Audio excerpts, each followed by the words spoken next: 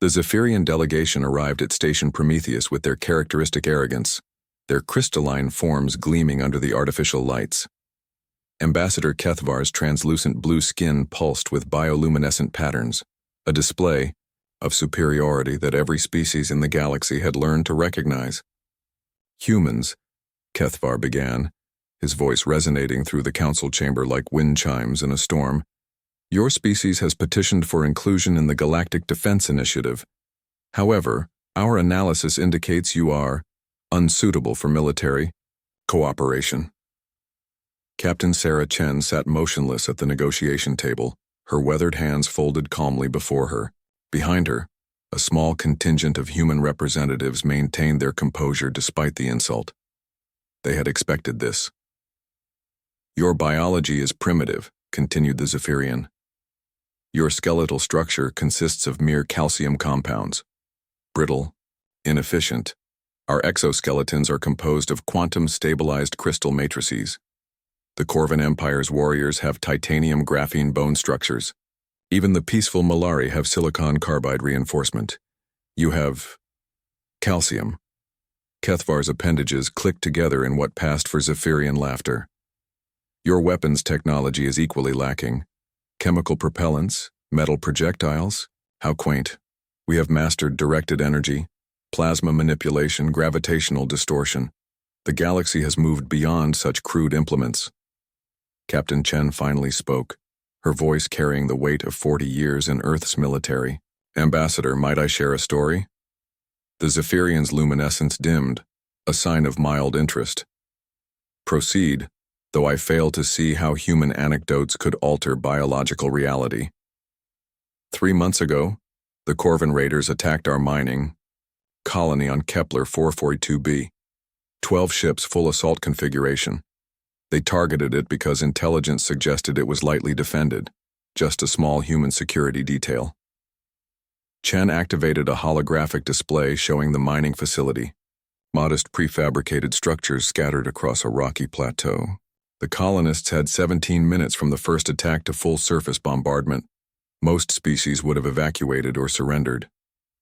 The display shifted to surveillance footage of the attack. Corvan ships descended like metallic vultures, their plasma cannons carving molten furrows in the landscape. The security chief was a man named Rodriguez, former drill sergeant, Earth Marines. When the evacuation order came, he discovered the transport could only carry 60% of the colonists in one trip. Kethvar leaned forward, his crystalline features reflecting the light of the tactical display. Despite himself, he was intrigued. Rodriguez made a decision. He ordered the first transport to launch with the wounded and non-combatants. Then he took the remaining 43 colonists, miners, engineers, teachers, and armed them with mining charges and industrial tools. The footage showed figures moving through the facility with desperate efficiency. They weren't soldiers, but they moved with purpose. The Corvans landed their assault troops expecting token resistance. What they found were humans who had turned their mining facility into a fortress. Every tunnel, every building, every piece of equipment became a weapon. The tactical display showed the battle's progression. The Corvan force, expecting quick submission, found themselves in a grinding urban conflict. Their advanced armor proved less effective in the tight confines of the mining tunnels.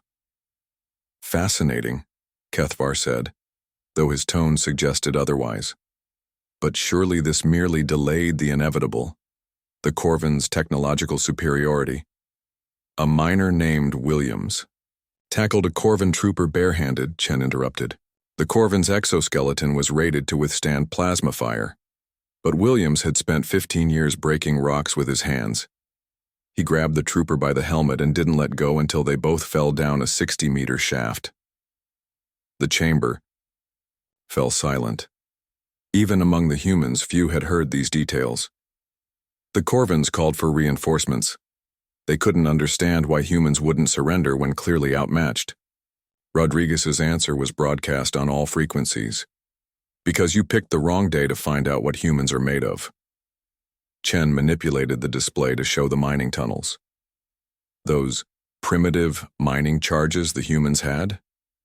When Rodriguez realized they couldn't hold the main facility, He rigged them throughout the support structure, not to destroy the Corvins, to bring down the mountain.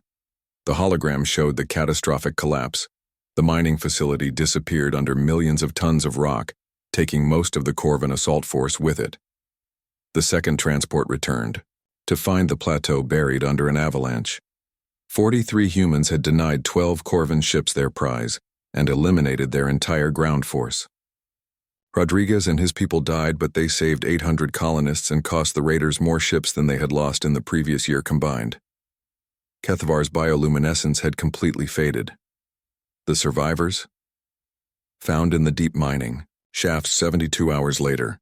17 humans, including Rodriguez. They had survived by rationing their air supplies and drinking mineral water from the rock face.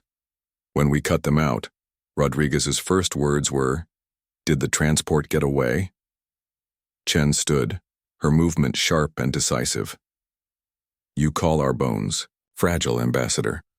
But those fragile bones carried wounded comrades through collapsing tunnels. You mock our primitive weapons, but we turned mining equipment into instruments of war.